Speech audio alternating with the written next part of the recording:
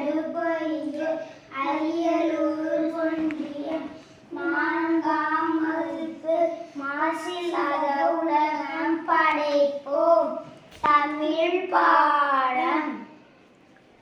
என் பெயர் அகிலேஸ்வரா. என் பெயர் ரித்தி. என் பெயர் சுப்ரதீயன். என் பெயர் அகிலா. என் பெயர் அக்ஷிகா. என் பெயர் தனுஷ்கா. என் பெயர் ஹரிஷ்ணி. என் பெயர் மேனகதர்ஷினி. ஆசிரியர் இணைந்தார். அவரது கைகளில் ஒரு அழைப்புதல் இருந்தது. அது என்னவாக இருக்கும் என்ற ஆவல் மாணவரின் முகத்தில் பளிச்சிட்டது. மெல்ல எழுந்த முகிலன், அது என்ன அழைப்புதல் ஐயா என்று கேட்டார். மாணவர்களே, நமது மாவட்ட கல்வித்துறை சார்பில் அறிவியல் திருவிழா நடைபெற உள்ளது. உங்களின் புதுமையான படைப்புகளை விழாவில் காட்சிப்படுத்தலாம். சிறந்த படைப்புகளுக்கு பரிசுண்டு. நமது பள்ளி மாணவர்களின் திறமையை வெளிப்படுத்த நல்ல வாய்ப்பு இது என்றபடி கையில் இருந்த அழைப்புதலை முகிலனிடம் கொடுத்து படிக்க சொன்னார் ஆசிரியர். முகிலன் படிப்பதை ஆர்வமுடன் கேட்ட மாணவர்கள் நாம் என்னென்ன மாதிரியெல்லாம் உருவாக்கலாம் என்று சிந்திக்க தொடங்கினர். அவர்களின்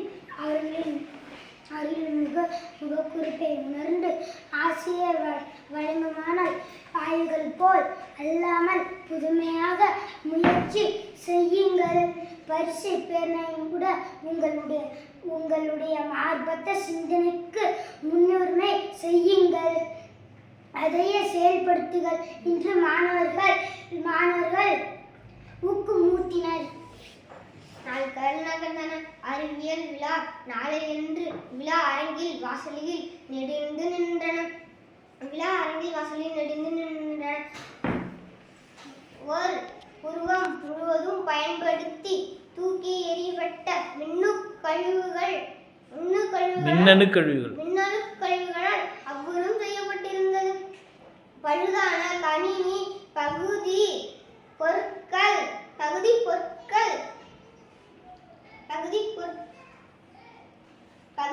வடிவில் உருவாக்கப்பட்டிருந்தது. அதன் மார்பு பகுதியில் ஒரு மடிக்கணினி பொருத்தப்பட்டிருந்தது. தோள்பட்டையில் ஒலிபெருக்கி அமைக்கப்பட்டிருந்தது. அதன் அப்புறம் பேசத் தொடங்கியது. அன்புக்குரியவர்களே, நான் யார் என்று தெரிகிறதா? நீங்கள் பயன்படுத்தி தூக்கி எறியப்படும் மின்னணு பொருள்களின் கழிவுகளால் உருவாக்கப்பட்டவன் தான் நான் இப்போது உங்கள் முன் பேசுகிறேன்.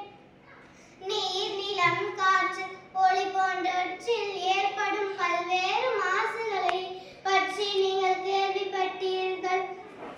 அவையெல்லாம் மனிதர்களுக்கு மிகுந்த துன்பத்தை தருகின்றன. அவை போலவே சற்று குறையாத பாதிப்புகள் என்னாலும் ஏற்படுகின்றன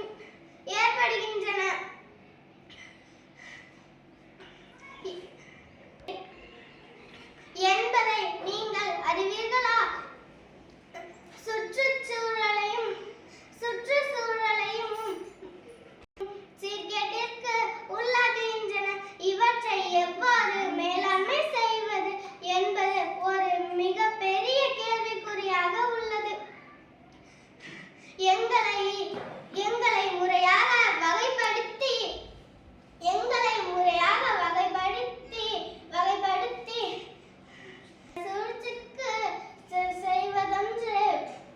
மறுசூழ்ச்சிக்கு செய்வதென்று.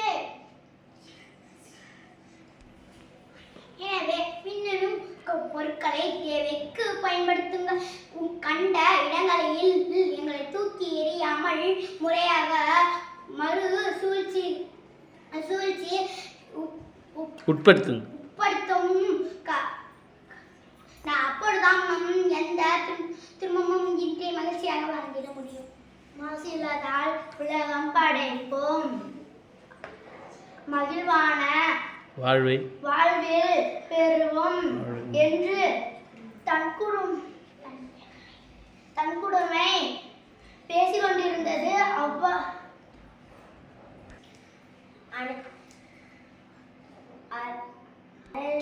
அறையினுள் நுழைந்த அனைவரும் மிகப்பெரிய அந்த அரக்க உருவத்தை பார்த்து வியந்தபடியும் அது கூறிய கருத்துகளையும் கேட்டு